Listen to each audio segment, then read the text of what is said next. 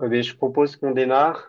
Et puis ceux qui nous rejoignent en cours de route pourront toujours rattraper via l'enregistrement. Donc bonjour à tous, merci et bienvenue pour ce nouveau webinaire sur comment concilier le conseil agricole et la nutrition. Donc on va essayer de tenir sur 1 heure pour que ce soit un format un peu plus court, mais qu'on ne perde pas en qualité sur les échanges. Donc, vous connaissez tous le principe du webinaire, hein, de partager des expériences. Aujourd'hui, ce sera un focus sur Madagascar, puisque c'est là qu'on a le plus avancé sur ces questions de conseils agricoles et de nutrition. Et ça permettra aux autres pays de pouvoir s'inspirer dans leurs actions. Donc, moi, c'est Joseph Pouzelic, pour ceux qui ne me connaissent pas, chargé de projet pour FERT. Donc pour les règles, merci de couper vos caméras, vos micros pour ceux qui n'interviennent pas. Et ceux qui ont des difficultés à se connecter pour le son, vous pouvez envoyer des messages dans le chat et on les prendra en compte. Après chaque présentation, il y aura un temps de questions-réponses. Donc si vous pouvez pas le faire à l'oral, n'hésitez pas à écrire un petit mot.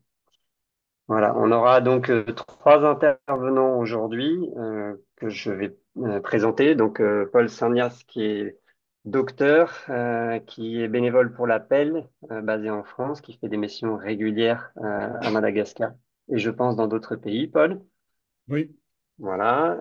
Touv Ratsimbazar qui est coordinateur de projet pour FIFATA à Madagascar. Et on aura le témoignage d'une jeune agricultrice à Madagascar qui pourra nous parler de comment elle a vécu ses actions de conseil agricole et de nutrition au niveau de sa famille et de son exploitation. Voilà, donc je vais laisser la parole à Paul pour nous expliquer un peu comment on aborde cette question de la nutrition. Juste un petit rappel, c'est que FERT, nous, on avait évidemment l'habitude de travailler sur le conseil agricole depuis de nombreuses années. En revanche, on voyait de plus en plus que d'améliorer la production des agriculteurs n'était pas forcément synonyme d'une meilleure nutrition. Et du coup, on se posait un peu la question de comment on pouvait faire pour faciliter ce travail de sensibilisation au niveau des agriculteurs. Donc, on a cherché auprès de quelques partenaires et puis lors d'une rencontre, Anne a rencontré quelqu'un de l'appel et qui nous a proposé un peu sa méthode de travail que va présenter Paul et qui nous a tout de suite convaincus. Et donc, ça fait maintenant une petite dizaine d'années qu'on travaille avec cette méthode de travail et qui, aujourd'hui, on présente un peu le bilan de 10 ans et comment ça fonctionne. Merci beaucoup. Paul, je te laisse la parole. oui. Bonjour, merci Joseph. Bonjour à tout le monde. Bon, il y a des gens que je ne connais pas. Bon, ce travail en commun, comme dit Joseph, a été entrepris entre l'Appel et FERT depuis plusieurs années, ça fait au moins 10 ans. Et le but, c'était quoi? C'est de diminuer la malnutrition infantile dans les régions où on travaillait, où FERT travaille, où nous travaillons. Nous, on travaille surtout à Tananarive. Et cette malnutrition à Madagascar, comme dans beaucoup de pays, est très élevée. Et en particulier, elle est à Madagascar autour entre 45 et 50%. Et sur la photo que vous voyez, là, elle se décompose en nutrition aiguë et malnutrition chronique. Et il faut avoir ça en tête parce que eh ben, ce qui est le plus important, c'est la malnutrition chronique actuellement. La malnutrition aiguë, vous la repérez pratiquement dans la rue, hein. C'est-à-dire, c'est des enfants qui sont maigres, qui sont petits, pas tellement petits, mais qui sont surtout maigres, et ça se voit. La malnutrition chronique, au contraire, ça ne se voit pas, parce que l'enfant a un poids correspond à la taille qu'il a. Or, sa taille n'est pas la taille d'un enfant de cet âge. Vous voyez sur la photo, c'est des enfants qui ont 4 ans et demi. Un enfant de 4 ans et demi, c'est 18 kilos. Il mesure pratiquement 1 mètre, un peu plus d'1 mètre. Vous voyez que qui a une malnutrition aiguë sévère, eh ben, il a une taille à peu près normale. Par contre, il est très maigre, alors que celui qui a une malnutrition chronique, ça ne se voit pas. Il faut mesurer l'enfant, il faut le peser. Donc déjà, première difficulté, c'est de repérer ces enfants. Donc, sur les 50%, grosso modo, la malnutrition aiguë, en particulier à Madagascar, a bien diminué, mais elle existe encore. Mais on a affaire à beaucoup à la malnutrition chronique. Et cette malnutrition chronique a une particularité, c'est qu'elle souvent se développe dès les premiers jours de la grossesse, c'est ce qu'on appelle les 1000 jours, c'est-à-dire du premier jour de la grossesse in utero jusqu'à l'âge de 2 ans. Et elle est très difficile à soigner si on ne la repère pas tout de suite et si on ne corrige pas tout de suite. Pourquoi? Parce que, elle en va entraîner des complications et des séquelles au niveau du développement cérébral, au niveau de l'éducation, de l'apprentissage scolaire, et c'est ça qui est important. C'est pour ça qu'on insiste sur ces 1000 jours, et en particulier de dépister ces enfants avant l'âge de 2 ans, parce que si on arrive à les faire grossir, à les faire grandir, c'est pas tellement la taille qui est importante, hein, c'est la taille du cerveau, hein. Un enfant qui grossit pas, qui grandit pas, le cerveau ne grandit pas et ne grossit pas. Donc c'est ça qui est important. Voilà. Alors le terme de concilier, moi j'aime bien ce terme parce que quand on définit concilier, ben, c'est approcher, c'est arranger, c'est s'entendre, c'est s'allier. Et je pense que dans notre travail en commun, c'est aujourd'hui ce qui nous convient le mieux. Alors, concilier, c'est aussi rapprocher les recherches faites par les scientifiques et les études approfondies faites par les chercheurs en nutrition, qui sont nécessaires. C'est évident que c'est nécessaire de faire ces recherches. Par contre, il faut qu'on se rapproche des gens du terrain. Qui, qui sont ces gens du terrain? Eh ben, c'est vous, c'est moi, c'est les agriculteurs et c'est surtout les parents, hein. Si on arrive avec des notions très compliquées auprès des parents en disant, mais il vous faut du calcium, il faut du magnésium, il faut tel médicament, telle plante pour avoir du calcium, ça ne sert à rien. Ce ne sera pas suivi, hein, puisque ce n'est pas le problème des familles. Le problème des familles, c'est de lutter contre la dénutrition, contre la malnutrition, et c'est de proposer à leurs enfants une alimentation saine et équilibrée. Concilier, c'est donc s'arranger pour rendre le plus simple possible les conseils des spécialistes, hein. Nous, on est là, moi je suis pédiatre de base, je suis là pour donner des conseils en partant des recherches scolaires, des recherches scientifiques que j'ai eues, que je lis, pour essayer de les appliquer sur le terrain, hein. C'est ce qu'on fait ensemble. Alors, cette méthode d'éducation nutritionnelle, elle a été mise en place à partir de 2007 à Madagascar, à Tananarive, avec l'association Mirail, que vous connaissez avec le docteur Wang, qui vous a formé plusieurs fois à Tananarive et à Madagascar. Alors, cette méthode NutriCart, elle repose essentiellement sur la confiance entre le formateur et le groupe. Alors, le groupe ne doit pas dépasser 10-12 personnes, hein. C'est pour ça que, on en parlera peut-être, que cette méthode NutriCart, on ne peut pas la distribuer comme ça, parce que tout repose sur la formation des formateurs, hein. C'est une technique qu'on commence à connaître bien dans nos pays parce que ça fait un moment, ça correspond à l'éducation, ce qu'on appelle l'éducation nutritionnelle et avec les parents. Il y a la même chose pour les maladies chroniques, que ce soit l'asthme, que ce soit le diabète, et ben, c'est les parents qui vont prendre en charge leurs enfants. Et là, c'est la même chose, c'est les parents qui vont prendre en charge la nutrition de leurs enfants. Et donc, il faut que les formateurs soient très bien formés. Et sur quoi ça repose essentiellement cette formation? Eh bien, il faut apprendre aux gens, aux formateurs, de permettre à chaque participant de se sentir capable de parler, d'échanger et de faire part de son savoir. Et quand vous écoutez les parents, alors souvent c'est les mamans, hélas, quelquefois il y a des papas, comme sur cette photo, vous voyez un papa, euh, euh, on va essayer les parents vont trouver eux-mêmes les solutions, hein. Il faut mettre à disposition des parents des informations simples, très très simples, accessibles, compréhensibles et surtout fiables. On ne peut pas raconter n'importe quoi. Donc on est là pour transmettre des notions que les chercheurs nous apprennent et il faut que ce soit absolument fiable. Alors, dans notre technique, vous voyez, il y a au milieu des enfants, là, il y a un plateau qu'on appelle le plateau NutriCart. Vous allez voir plus loin. Alors, les aliments sont classés en trois catégories. Donc, il y a la photo suivante. Vous allez voir le plateau. Voilà, très bien. Donc, vous voyez qu'il y a quatre couleurs. Donc la première couleur, c'est la couleur rouge avec un mur qui se construit. C'est ce qu'on appelle les aliments de construction. On verra ce que c'est que ces aliments de construction. La deuxième couleur qui est en bas, qui est jaune, c'est le symbole des personnes qui poussent une charrette lourde, donc il faut de l'énergie. Donc c'est les aliments d'énergie. En haut à droite, vous avez une partie verte avec un parapluie ou un parasol, hein. Le parapluie, c'est pour tout dans nos pays. Les parasols, c'est plutôt pour les pays du Sud. Mais ça protège, que ce soit du soleil ou de la pluie. Et c'est les aliments de protection. Et puis au milieu, vous avez l'eau, qui est représentée par une goutte d'eau, qui est indispensable, hein. Vous savez que la vie, s'il n'y a pas d'eau, il n'y a pas de vie. Et que 80% du poids du corps humain et des enfants est fait que d'eau. Voilà, donc c'est ce plateau qui est en tissu, qui est distribué quand vous avez fait la formation, que vous pouvez mettre par terre, qui peut se laver, qui peut être transporté dans n'importe quelle condition. Voilà, c'est sur ce plateau que tout se fixe.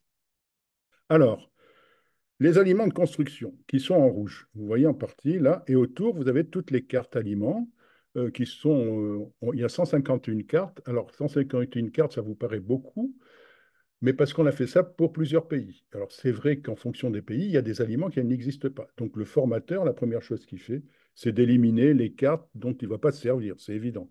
Et quand on voit ce qu'on fait à Madagascar ou dans d'autres pays, avec 60-80 cartes, on traite à peu près de tout ce qu'on trouve sur les marchés. Alors, le rouge, qu'est-ce que c'est les aliments rouges? Alors, les aliments rouges, c'est la construction, ça permet à l'enfant de se construire, de se développer et surtout de développer son cerveau, hein. S'il n'y en a pas d'aliments rouges, de construction, ben, on va avoir un cerveau qui ne va pas se développer. Alors, ces aliments rouges, ils sont de deux origines. Les aliments euh, d'origine animale, alors c'est l'origine animale, ben, c'est la viande. C'est la viande de bœuf, c'est la viande de zébu, c'est le poulet, c'est le lapin, toutes ces viandes. C'est les laitages, c'est les laits, le lait et les laitages. Ou alors il y a d'origine végétale qui sont alors les légumineuses que vous connaissez bien, les pois chiches, les pois de terre, les pois secs, les lentilles, l'arachide, le soja. Alors l'arachide n'est pas une légumineuse, mais le soja non plus. Et puis à Madagascar, je ne sais pas dans d'autres pays, il y a les feuilles de moringa qui sont riches aussi en protéines. Voilà. Et c'est pourquoi on insiste beaucoup, parce que c'est sur ces aliments de construction que va se développer l'enfant. Et quand vous regardez dans tous les autres pays en dehors de Madagascar, c'est évidemment ces aliments de construction, on va en parler plus tard, qui manquent beaucoup. Et vous voyez qu'à côté, l'image à côté, eh ben, vous retrouvez, quand on a fait la formation, on peut expliquer aux parents où on met les aliments. Vous voyez, les œufs sont sur la construction. Ils apportent des œufs ou le formateur apporte des œufs, ils les mettent dessus. Vous voyez que le riz fait partie de la partie jaune, de, euh, c'est de l'énergie, hein. Voilà. Donc, il y a les cartes et puis il y a ce que vous voyez au quotidien. Voilà pour les aliments de construction. Les aliments d'énergie qui donnent la force. Et vous voyez bien qu'à ce moment-là, la force est essentiellement, alors il y en a besoin pour l'enfant, mais elle est essentiellement nécessaire chez l'adulte. Donc, ce n'est pas les mêmes proportions. Alors, ce sont les sucres et les huiles, hein. Les huiles, alors le beurre, les graisses, et puis essentiellement, après, dans les aliments qu'on trouve sur tous les marchés, ce sont les pommes de terre, les patates douces, le manioc, les pâtes, le pain, le maïs, les avocats, hein, voilà. Donc tous ces aliments d'énergie sont indispensables aussi chez l'enfant. Et puis il y a l'aliment de protection que vous voyez en vert avec sur la photo de droite, il y a des carottes, il y a des tomates, hein. Qu'est-ce que c'est ces aliments de protection? Ben, c'est les aliments essentiellement, c'est les légumes verts, les fruits, qui sont riches en vitamines et en micronutriments. Alors les micronutriments, c'est le calcium, c'est le magnésium, c'est tous ces micro qui sont indispensables à la vie, hein, avec des maladies graves si on a des déficits. Donc c'est les fruits et les légumes. Voilà, et puis au centre, vous avez l'eau propre qui est indispensable. Alors l'eau propre, on n'en parle pas beaucoup, là, je n'en parlerai pas beaucoup, mais c'est de l'eau propre buvable, donc il faut traiter. avant de donner à boire à ses enfants cette eau. Hein. Voilà, alors, on peut passer à la diapo suivante, je pense. Toutes ces photos d'aliments sont autour. Non, reviens en arrière. Voilà. Vous voyez que, donc, consiste à quoi? On a un groupe, là, sur la gauche. Vous voyez où il y a des papas. Bon, c'était en Antsirabé, dans les montagnes. Et il y a surtout des papas. Vous voyez qu'il y a le plateau. Et chacun va essayer, avec les photos, de classer ces aliments.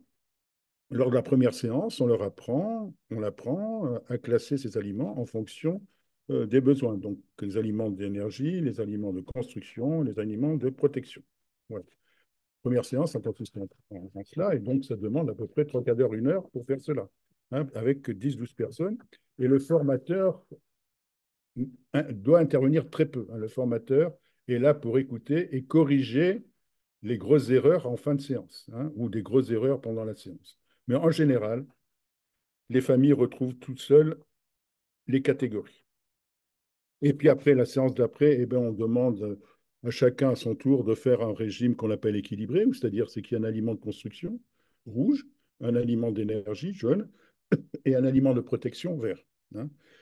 La séance d'après, puisqu'il y a en général 4 5 séances qui sont espacées d'une semaine, eh ben, on va parler des problèmes de finances, hein, et des budgets, parce que c'est quelque chose d'important. Voilà, donc c'est très important de voir ces discussions entre familles. Si vous les écoutez bien, si le formateur les écoute et tout ça, les familles font des régimes équilibrés au bout de la deuxième séance sans problème. Hein. Euh, et vous voyez que dans cette méthode, les aliments qu'on appelle dits transformés, hein, c'est-à-dire qui sont des épiceries, on en parle très peu. D'ailleurs, dans les photos, il y a très peu d'aliments transformés. On ne parle absolument pas des bouillies enrichies, euh, des, des farines enrichies qu'on trouve dans le commerce. Hein. Tout ça coûte très cher. Et si on, excusez-moi, et si on explique aux parents les différentes sources d'énergie, on y arrive sans problème. Alors, sur l'alimentation de l'enfant, eh ben, tous les jours, les enfants doivent avoir les trois couleurs. C'est un régime équilibré. Alors, vous devez avoir du rouge, du jaune et du vert. Alors, le rouge, c'est le plus important et il est nécessaire qu'une fois par jour. Hein. L'aliment de construction, il est nécessaire qu'une fois par jour. Alors que pour l'énergie et la protection, on peut en donner 2 ou 3 fois par jour. Les repas sont distribués comme ça. Hein. Voilà. Mais on insiste beaucoup sur l'aliment de construction. À Madagascar en particulier, c'est le riz. Et le riz, c'est pas de la construction. Et donc, ils mangent beaucoup de riz, les enfants, en jaune. Ils en mangent matin, midi et soir, s'ils ont 3 repas ou 2 repas. Et ils ont peu d'aliments de construction.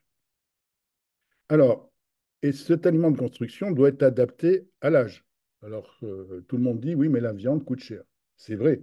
Et dans tous les pays, la viande comme aliment de construction est l'aliment le plus cher que l'on trouve sur le marché. Mais pour un enfant d'1 an, par exemple, ou de 2 ans, il suffit d'une cuillère à café de viande. Il n'y a pas besoin de lui donner une cuisse de poulet entière. Retenez ça, c'est une cuillère à café par année d'âge. À 3 ans, c'est 3 cuillères à café, et ainsi de suite. Et à partir de 4 5 ans, eh ben, c'est, mettons, 5 6 cuillères à café. 5 cuillères à café et de viande. Ça suffit largement par jour, tous les jours. Cet aliment de construction, on parle de la viande, mais vu le budget qu'ont les familles, vous pouvez utiliser, on l'a vu tout à l'heure, les légumineuses. Par contre, pour avoir l'équivalent en construction, il faut multiplier les légumineuses par 3. Donc, pour une cuillère à café de viande, il faut 3 cuillères à café de légumineuses. À l'âge de 3 ans, on peut placer un œuf aussi. Un œuf suffit largement en construction. Donc, vous voyez qu'il faut adapter cela en fonction de la date de l'enfant. Il faut adapter ça au budget familial. Hein, parce que les familles ne peuvent pas actuellement, vu leur budget, manger de la viande tous les jours. Donc, ce qui est bien aussi, c'est que le formateur va demander aux familles, aux parents qui sont là, de faire un régime avec des aliments de construction sur toute la semaine. Par exemple, le lundi, c'est de la viande, le mardi, c'est du poisson, le mercredi, c'est du soja. Bon. Et on répartit ça toute la semaine. Et la viande peut être utilisée qu'une fois par semaine, hein. Il y a l'arachide une fois, il y a un œuf. Finalement, sur une semaine, on peut avoir simplement une fois par semaine de la viande. Tout le reste, ça peut être des légumineuses, de l'œuf.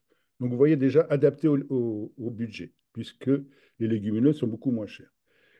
Adapté aux conditions locales, c'est-à-dire que il faut avoir les aliments à portée de main, hein. C'est ce que nous, on appelle dans notre langage européen le circuit court, hein. Les meilleurs aliments légumineuses, c'est ce que peuvent amener les agriculteurs eux-mêmes, hein. Alors, ils peuvent amener des légumineuses, mais ils peuvent amener aussi de la viande ou des œufs, s'ils ont des poulets. Ils peuvent amener du poisson, si dans les rizières, il y a du poisson et des crevettes. Bon, tout ça, c'est. Et puis adapté aux conditions locales, c'est-à-dire qu'on ne peut pas avoir de la viande fraîche tous les jours. C'est impossible de garder de la viande plus de 24 heures dans vos pays. Donc c'est pour ça qu'on insiste beaucoup sur les poissons. Et le poisson se prête beaucoup à être séché. Et avec l'avantage que quand on sèche les poissons, euh, ils peuvent se conserver plusieurs jours. La même chose pour les crevettes, hein. Alors, toutes ces informations et ces messages doivent être donnés par des agents de santé très bien formés, connaissant très très bien les familles et surtout être à l'écoute.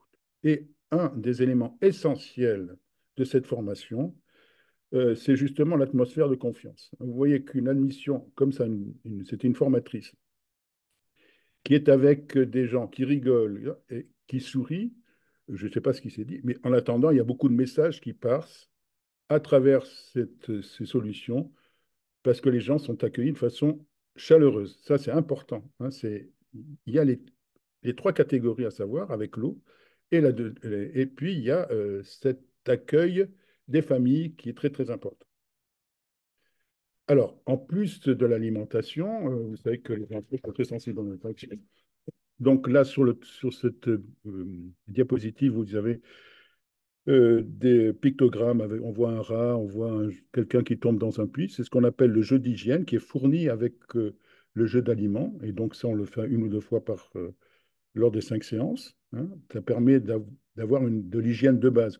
Pourquoi se laver les mains, quand se laver les mains, comment avoir de l'eau propre avec du sureau, qui est de l'eau de Javel.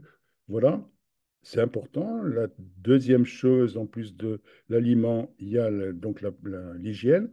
Il faut surveiller les vaccinations. Et puis la dernière chose, la quatrième chose à savoir pour le développement d'un enfant, c'est le formateur ou l'agent communautaire qui doit surveiller le développement psychomoteur de l'enfant et surtout donner des conseils sur les relations intrafamiliales. Voilà, pour avoir un développement harmonieux. Alors, concilier, c'est aussi s'entendre entre partenaires. Donc, quand on travaille avec FERT, qu'est-ce qu'il y a? D'un côté, il y a les conseillers agricoles. Et l'autre, de l'agent de santé, il y a aussi communautaire. Chacun son rôle, mais en partenariat. Alors, à l'agent de santé, à quoi consiste le travail de l'agent de santé? L'agent de santé communautaire, il revient avec une formation qu'il a reçue, il a des notions médicales, il assure le suivi avec le médecin du centre CSB2, par exemple. Il assure le suivi, les vaccinations, le poids, la taille, il connaît tous ses enfants. Donc, c'est important de travailler avec lui. Ces formations ne doivent pas se faire uniquement une fois, et puis on doit peser, mesurer ses enfants assez régulièrement. Et c'est à l'occasion de ces séances de vaccination, de ces séances de pesée, qu'on peut refaire tous les 5 6 mois une petite formation courte pour savoir si ces notions de base ont été bien comprises par les parents et que si on continue à avoir ces régimes équilibrés. Donc, ce n'est pas une seule formation, c'est une formation importante pendant 4 séances, pendant un mois. Et puis après, régulièrement, de vérifier que ces notions sont très bien. Euh, alors, à Madagascar, pour ces changements des habitudes alimentaires, euh, l'agent communautaire qui a été formé va proposer une démonstration culinaire. Et dans cette démonstration culinaire, avec des recettes, on va montrer aux parents que, on peut passer la diapo suivante, que tous les aliments peuvent être mélangés. Et voilà, j'ai trouvé cette publicité sur un mur de Tananarive. On mange mieux quand on est curieux. Et être curieux, ça consiste à pouvoir mélanger les aliments entre eux, la viande, le riz, les pommes de terre. Ça, c'est important aussi. Et faire avec le docteur Wang, euh, a mis au point des recettes à partir des aliments locaux. Donc, il y a un livre de recettes en malgache qui existe et qui est disponible pour les agents de santé qui s'occupent de ça. Alors, je laisserai donc tout euh,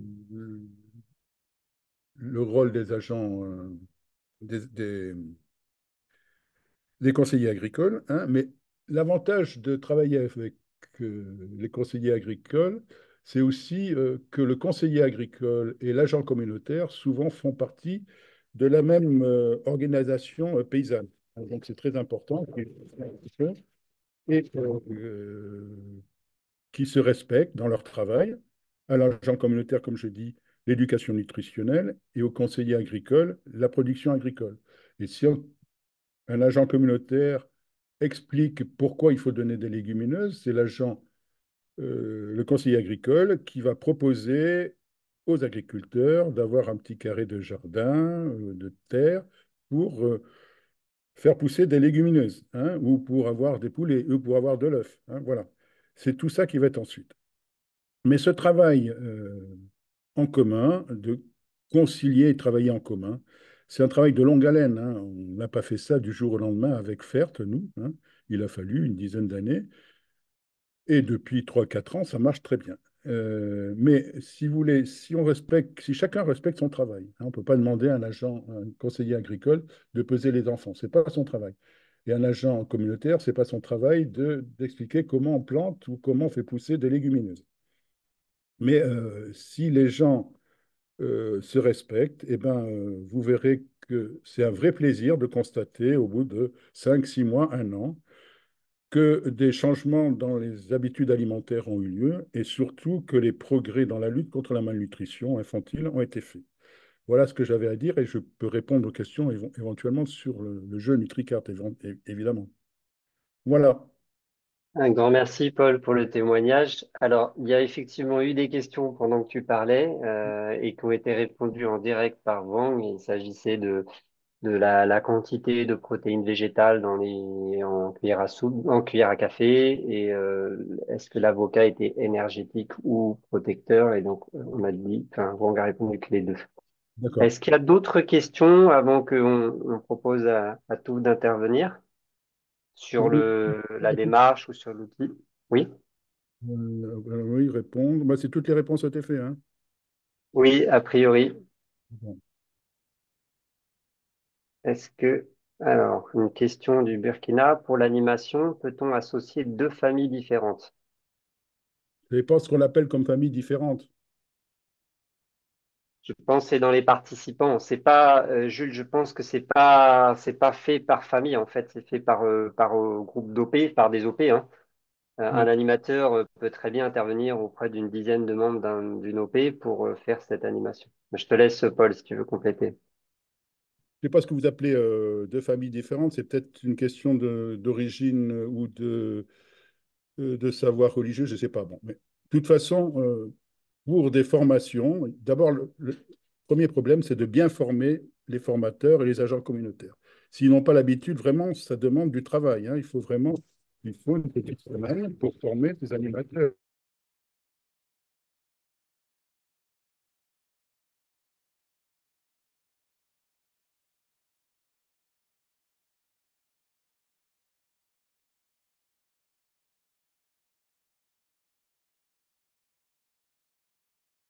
Eux vont trouver les solutions. Et nous, formateurs, on est juste, ou animateurs, on est juste là pour corriger les grosses erreurs.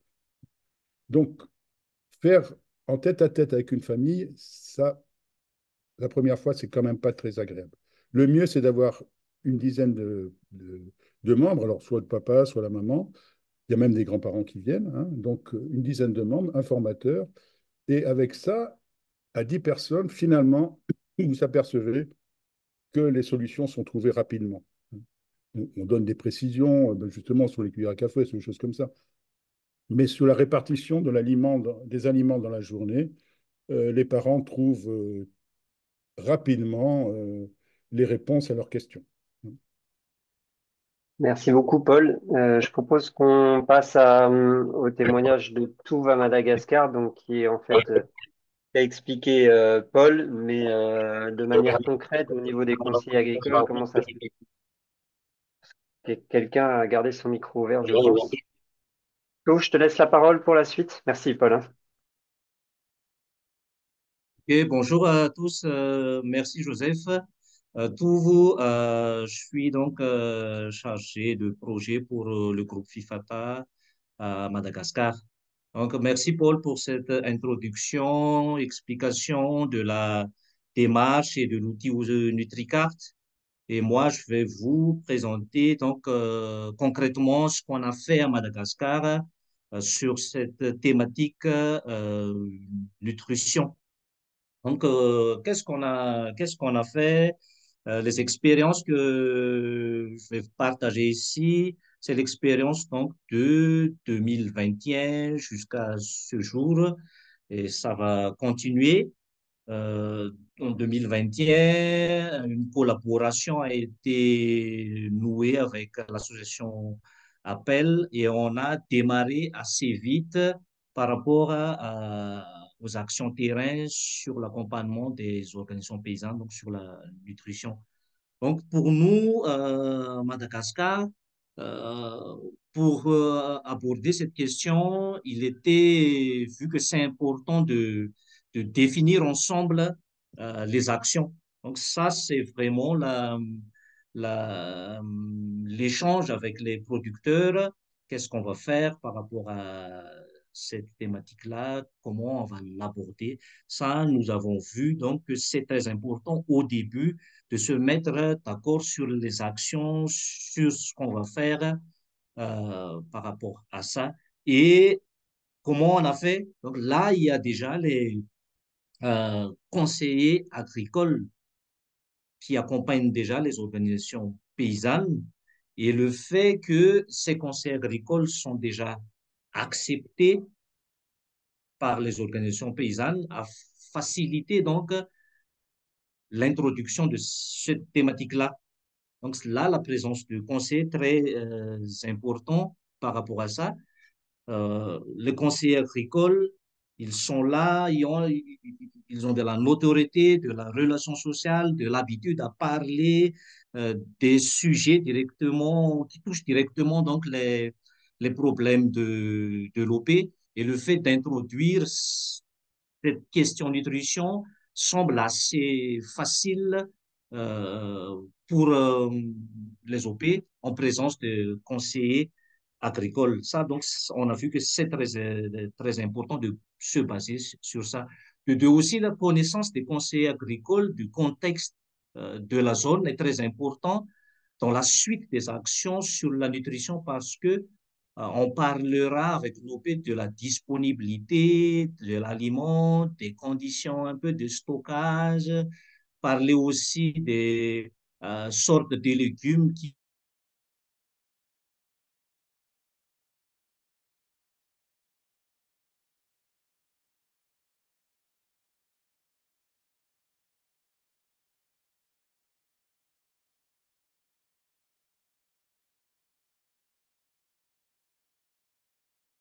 essaient d'établir un plan d'action simple et réaliste avec l'organisation paysanne. L'organisation paysanne, donc, c'est là que plusieurs familles sont les engagements de chacun. C'est que action simple veut dire que on va pas définir des activités ou des actions au-delà de la capacité de la famille. non pas de la capacité de l'OP, mais de la capacité de chaque famille, qui sont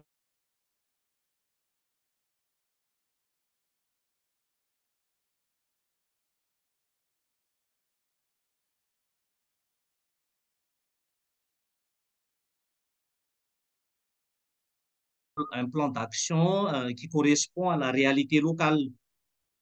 Si on envisage d'entamer des actions, par exemple, de transformation d'aliments, il faut que ça corresponde à des aliments existent localement et non pas des aliments qui n'existent pas localement. Par exemple, s'il n'y a pas de fraises dans la zone, on ne va pas donner une formation à la transformation de la fraise en confiture ou quelque chose comme ça. Et troisième point, Paul a déjà évoqué un peu là les AC. Les AC, c'est à Madagascar, agents communautaires en nutrition. Ce sont donc des agents rattachés à l'État et qui se chargent d'actions spécifiques autour de la santé, de la nutrition. Comme disait Paul, ils ont ces agents-là ont des notions médicales, font de la vaccination, du pesage et toutes différentes mesures pour les mamans et pour les petits, les enfants. Donc, à Madagascar, par rapport à notre expérience, l'identification donc des AC pour collaborer était très important et surtout l'identification des AC qui sont membres des organisations paysannes. On a cherché donc cette stratégie-là pour qu'il y ait plus de euh, connexion entre l'AC, l'action communautaire, le conseil agricole et les membres de l'OP. Donc, c'est un peu donc les trois facteurs qui va faire que ça va démarrer assez rapidement les actions. Et puis après, c'est important aussi d'informer donc ce plan d'action aux structures étatiques existantes pour qu'ils sachent comment on aborde, qu'est-ce qu'on va faire sur cette action nutrition, parce que l'action sur la nutrition est l'affaire de tous, c'est pas seulement l'affaire des AC ou du conseiller, mais c'est l'affaire de tous. Donc, informer les structures étatiques par rapport à ça et si pertinent de nouer une collaboration avec eux pour le suivi des actions. Et après ça, quand on a bien délimité, défini les actions avec les organisations paysannes, qu'est-ce qu'on va faire, comment on le fait, quels sont les engagements de chacun, on est donc parti dans la formation. Donc, tous les conseillers agricoles et les agents communautaires identifiés, membres de l'OP, on est parti donc à la formation de ces personnes-là. Formation d'abord sur les fondamentaux de la nutrition. Donc ça, c'est très important parce que tout le monde n'a pas les mêmes connaissances. Donc uniformiser un peu les informations de base sur ça et sur la manipulation, l'utilisation de l'outil NutriCard. Donc ce sont les deux points essentiels dans la phase de la formation. Et la formation, ça a été donc ici à Madagascar assurée par la collaboratrice de l'appel, Dr. Wang.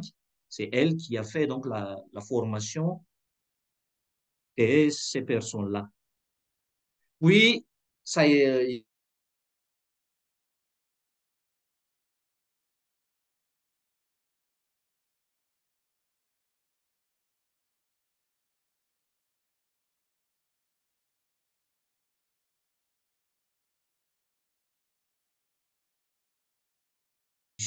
parce que le temps ils font l'application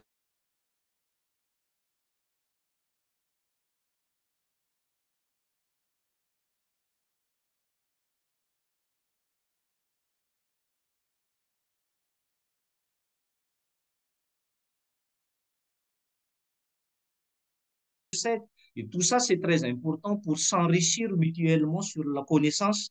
Et là, il ne faut pas négliger donc cet accompagnement périodique de ces personnes formées. C'est ce que Paul a dit que la base, c'est la formation des formateurs.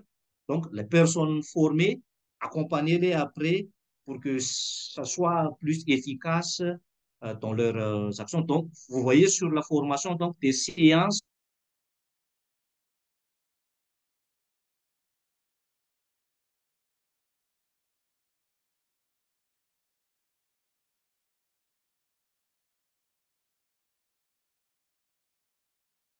sur terrain. Donc, là, il y a ce qu'on peut dire qu'il y a la complémentarité des actions du conseiller agricole et des agents de nutrition. C'est que il y a donc ce qui se passe sur le champ avec les producteurs. Il y a ce qui se passe aussi après le champ, donc le post-récolte, et puis sur l'assiette, là où on prépare les aliments. Donc, tout ça, c'est la collaboration entre l'agent communautaire et le conseil agricole qui fait qu'il y a des résultats qu'on a constatés, donc des résultats tangibles au niveau des exploitations agricoles qu'on a accompagnées. Donc, dans la mise en œuvre, il y a des de formation que le conseil agricole ont donné aux exploitants, comme la formation sur la gestion des stocks, notamment pour la consommation et la semence, donc stocker pour avoir accès aux aliments pendant toute l'année. Ça, très important dans la gestion. Donc, il y a aussi les formations sur la diversification, donc introduction de nouvelles variétés pour qu'il y ait cette disponibilité aussi d'aliments diversifiés pour les exploitants, parce que au niveau de la formation, animation, sensibilisation à travers la NutriCard, il a été dit que il faut l'aliment de construction énergétique, l'aliment pour la protection, et tout ça, il faut que ça se traduise sur le champ avec les producteurs pour qu'il y ait donc cette accessibilité. Donc ça, c'est un travail des conseillers en lien donc avec la réalité terrain. Il y a aussi le renforcement de l'élevage de volailles à cycle court pour la disponibilité des protéines animales. Et c'est aussi un revenu complémentaire qui va améliorer ensuite donc l'accès toujours des familles aux aliments. Il y a la mise en place aussi dans les actions concrètes de petits jardins potagers à vocation pédagogique. Et le cible ici, c'est vraiment les parents.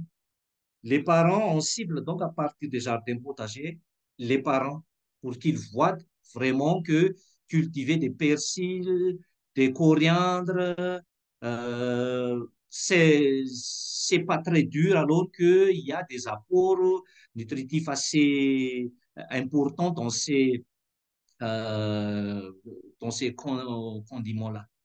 Il y a aussi la mise en place et accompagnement de la caisse locale d'entraide communautaire.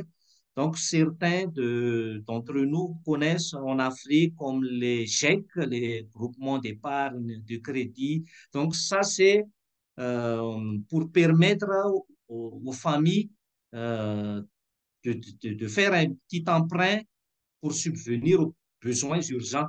Par exemple, s'il y a des besoins en alimentation, par exemple, ils peuvent donc faire des emprunts pour une semaine dans ces petites caisses locales d'entraide communautaire. Tout ça, donc, les conseillers ont accompagné les OP par rapport à ça. Et je note par rapport à ça que les AC, les agents communautaires membres de l'OP, sont très intéressés donc par toutes ces formations-là parce que les formations que les AC ont obtenues auparavant par des formations octroyées par le gouvernement ou d'autres acteurs sont essentiellement tournées vers tout ce qui est santé, vers tout ce qui est mesures anthropométriques, tout ça, mais euh, là, avec la formation agricole donnée par le conseiller, ça leur intéresse beaucoup et ça a créé vraiment une sorte de relation,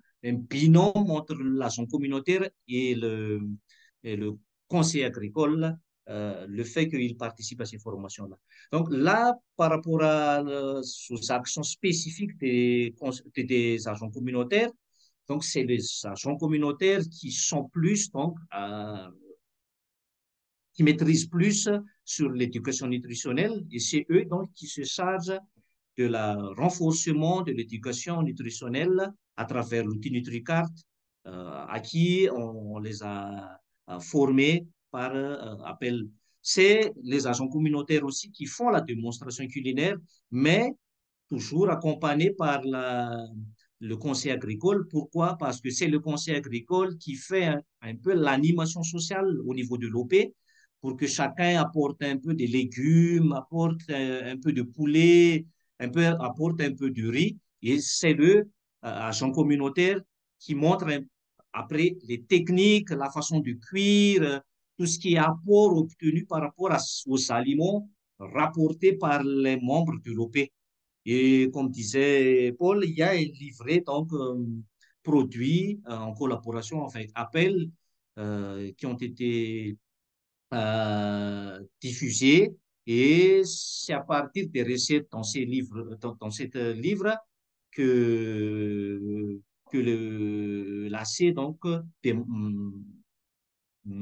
s'inspire pour les démonstrations culinaires.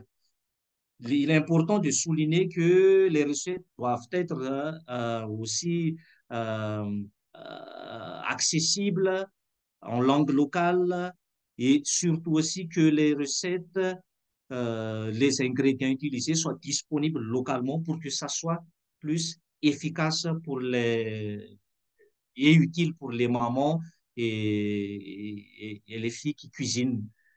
Et il y a aussi des formations à la transformation des légumes et des fruits que les AC donnent. Mais ça, c'est pour les OP ou les producteurs intéressés. On force pas, on ne force pas les OP à se former à la transformation quand il n'y a pas ces besoins-là, quand ils ne se sentent pas donc prêts pour la transformation. Donc, ça, on force, les AC ne forcent pas, mais laisse donc les OP libres de leur choix.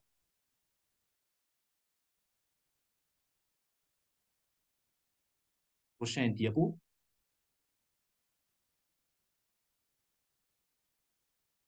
OK, donc pour cette dernière diapo, c'est que voilà quelques points, quelques leçons apprises pendant cette phase 2021 jusqu'à maintenant.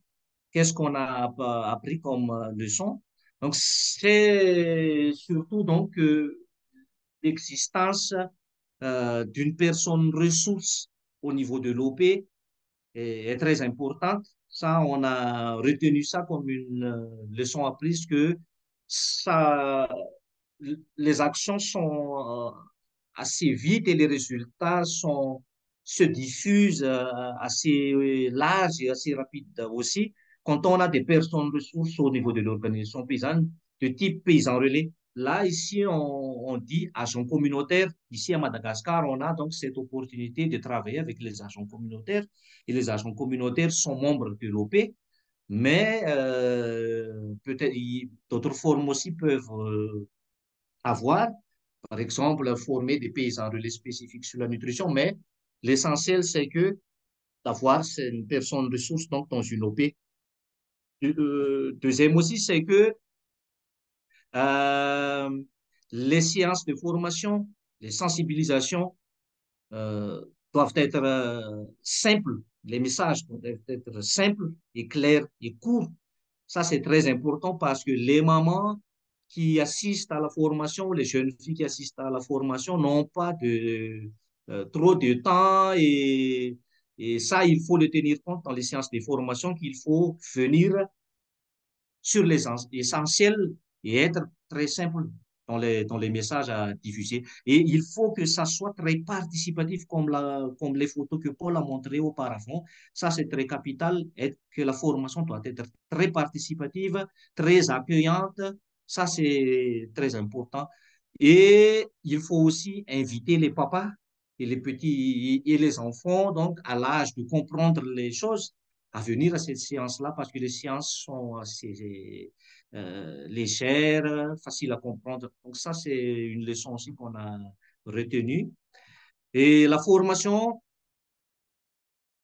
et l'accompagnement des familles en gestion de stock, ça, c'est le cœur aussi donc des actions des conseils agricoles. C'est l'accompagnement des familles et ce n'est pas seulement les conseils agricoles, mais aussi les AC, qui est le binôme des conseils agricoles. On a donné aussi des formations, on a donné aussi donc des connaissances à ces AC-là pour qu'ils puissent dans leurs OP, même sans la présence du conseil agricole, donnent des formations, donnent des conseils sur la gestion des stocks et non pas seulement des conseils ou des formations juste sur les aliments, mais sur la gestion des stocks. Ça, c'est très important pour qu'il y ait cette disponibilité toute l'année des aliments.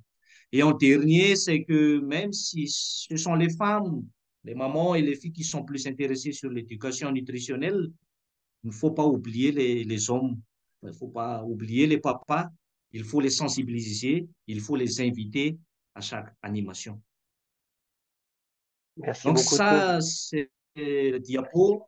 Je laisse un peu à Madame Yang de dire quelques mots par rapport à ce qu'elle a vécu, par rapport à ce qu'elle a constaté aussi, reçu par rapport à cette formation, nutrition octroyée par les ACI, les conseils agricoles. Et après, elles peuvent aussi vous répondre aux questions. Donc, je donne la parole à Madame Yang qui va se présenter d'abord et va dire quelques mots par rapport à ça.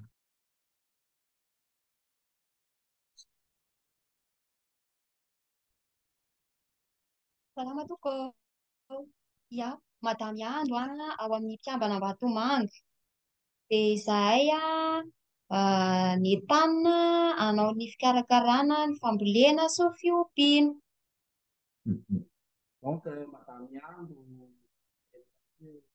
Plus près du micro, s'il te plaît, tout va. On n'entend pas bien sinon. oui. Madame Yang, elle est donc membre d'une OP dans la périphérie de la ville d'Antananarivo et elle est mariée et mère de deux enfants.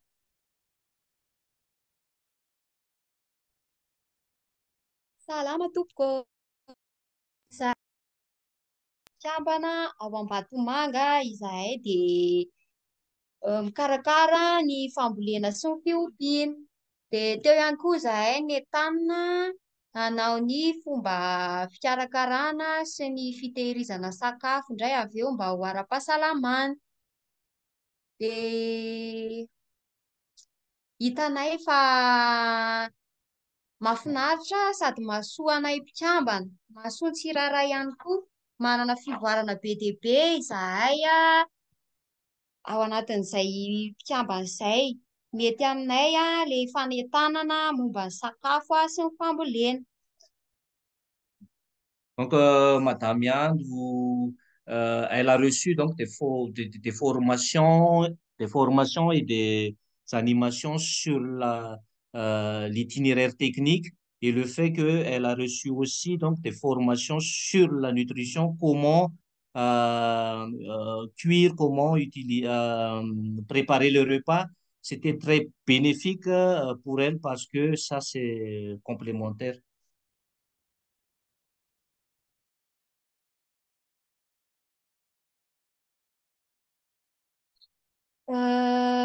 Hita ihany koa fa ao anatin'izay sakafo izay izay sakafo ara-pahasalamana dia salama ny zaza, mitombo ara-dalàna.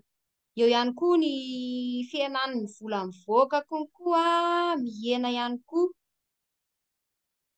Dia sakafo hita tsara tsiro.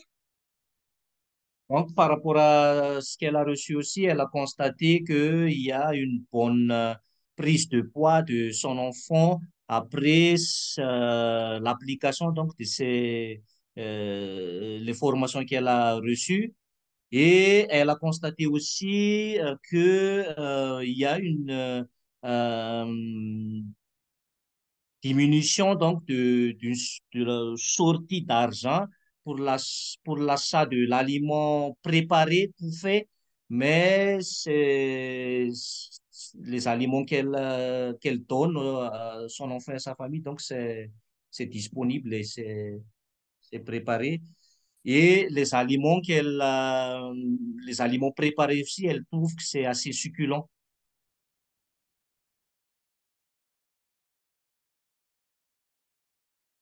Donc ça, c'est son intervention et elle attend donc les questions. Elle me fait signe ici qu'elle sera à l'aise pour répondre à vos questions.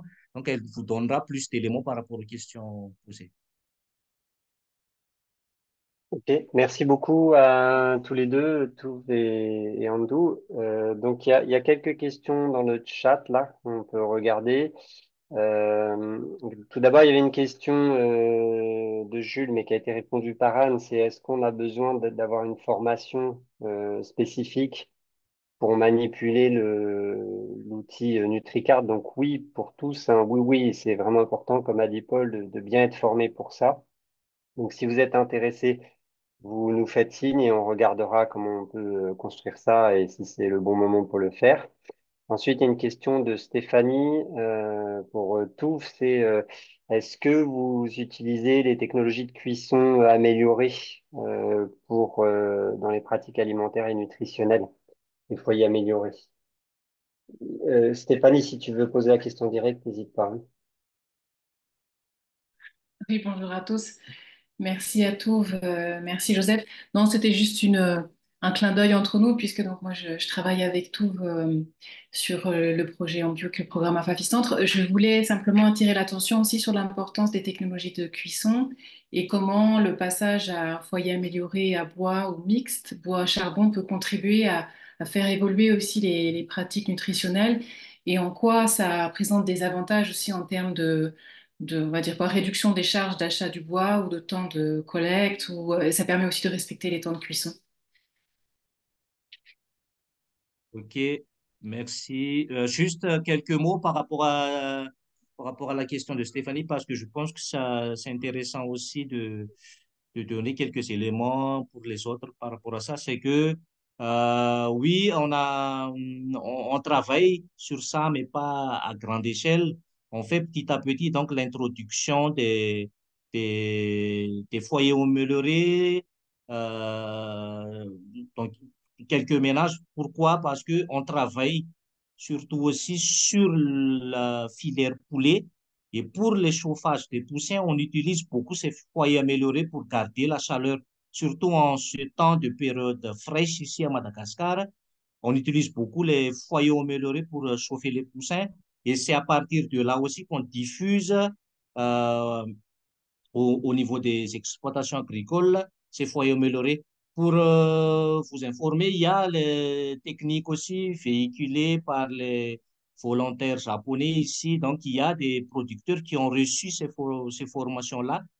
Certains d'entre vous peut-être connaissent le Kamado, K avec un K. Kamado. Donc, ça, c'est un foyer amélioré très facile à fabriquer localement avec vraiment de la terre rouge, la terre là, euh, modelée comme les pâtes à modeler. C'est très efficace. Donc, il y a quelques producteurs qui l'utilisent déjà. euh, Par contrainte aussi de bois de chauffe, parce que trouver de bois de chauffe autour de Tana, c'est assez difficile. Merci Touv. Est-ce qu'il y a d'autres questions sur l'approche de nutrition ou le témoignage de Madame Andre?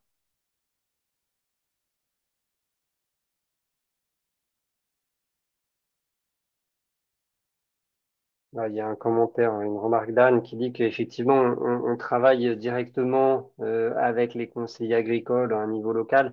mais on a également travaillé cette approche de nutrition au travers de l'outil NutriCart dans les collèges agricoles à Madagascar. On a formé tous les conseillers et même les jeunes qui sont en formation, les jeunes collégiens, et ils peuvent travailler, comme a montré Paul tout à l'heure, sur des menus équilibrés.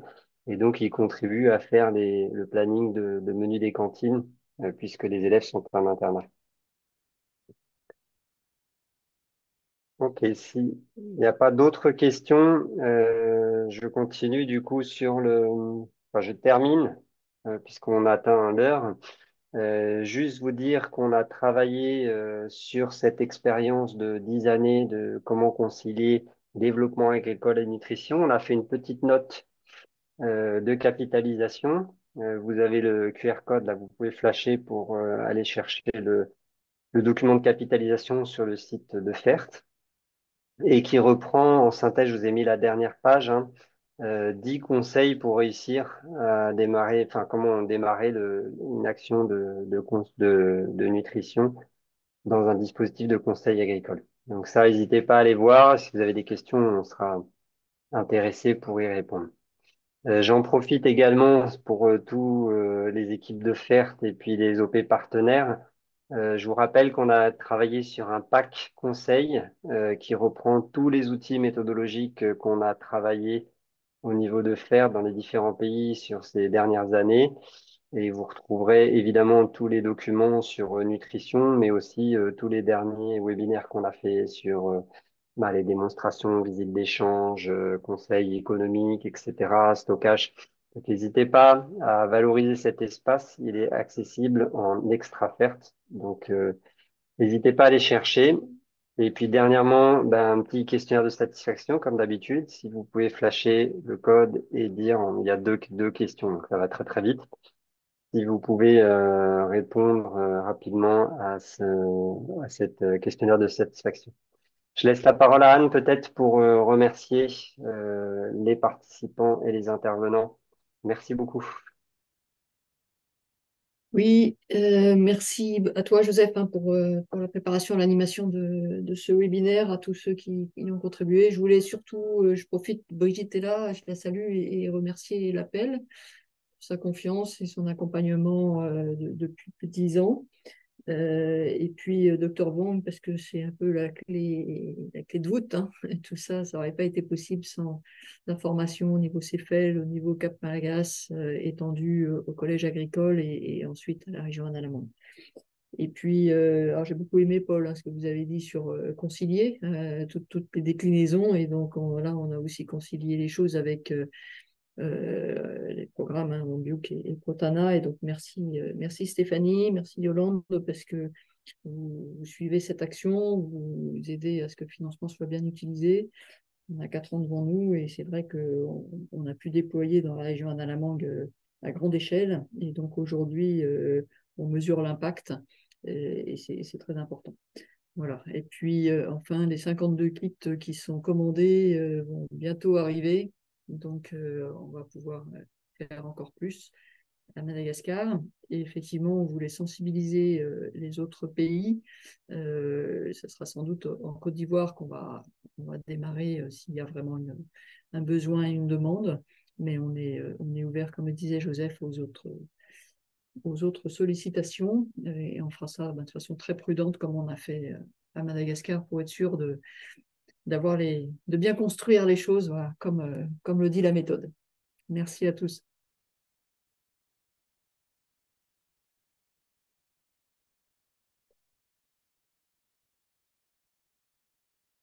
Mais les vidéos, Merci à tous. J'ai mis le lien pour le questionnaire de satisfaction dans le chat. Merci beaucoup à tous ceux qui sont intervenus. Très bonne fin de journée et bon week-end. Merci beaucoup. Merci beaucoup, au revoir. Merci.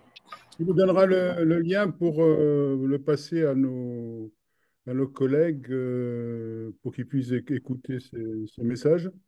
Oui, tout à fait. Ça a été enregistré, donc on va le mettre sur notre chaîne YouTube là. Je mettrai un petit mail enfin, à tous avec le lien pour aller D'accord. chercher la vidéo sur YouTube, ceux qui veulent. D'accord. Voilà. Merci.